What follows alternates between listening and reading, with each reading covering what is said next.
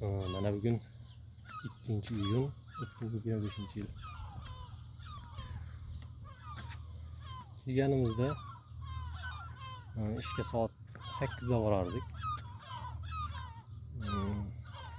Mart oyidan boshlab 7 da boshlaganmiz.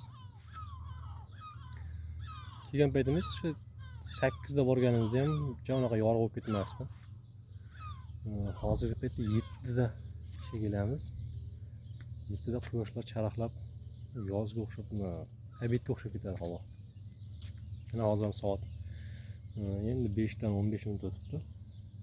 Hali quyosh chiqqani yo'q, lekin yorug'. Bunday yorug'. Bugun yugurishni boshladik, xullas.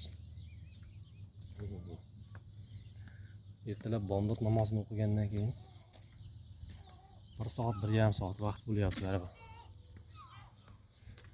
Choy ichguncha, bu yerga kelguncha. Shundan foydalanib yugurishga harakat qilamiz. Xudo xolasa bundan bog'iga. Ertalabda sokin, hali hech kim chiqmagan tashqariga. To'sha tepadan pastga kelgunimcha bitta ham odam ko'rdim, boshqa hech kim yo'q. Atrof shunaqa chiroyli. Tinchlik hamma yoq. Shamol ham yo'q, dengiz ham shunaqa sokin.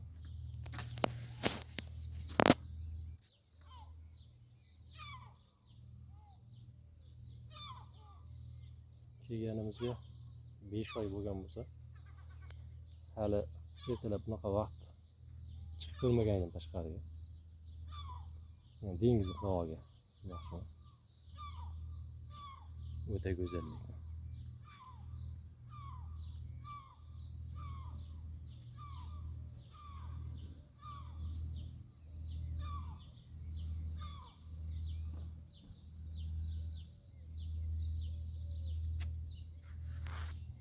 O'zimizda ham misol uchun yugursangiz ertalab vaqtga chiqib yugursangiz havo toza bo'ladi.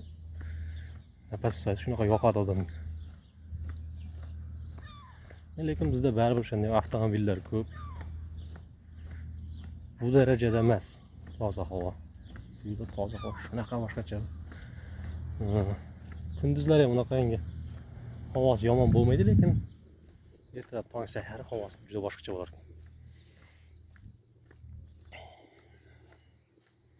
Nafas olsangiz shunaqa mazza olasiz. O'pkangiz ham unaqa birdaniga charchatdingiz, ish qolmaydi.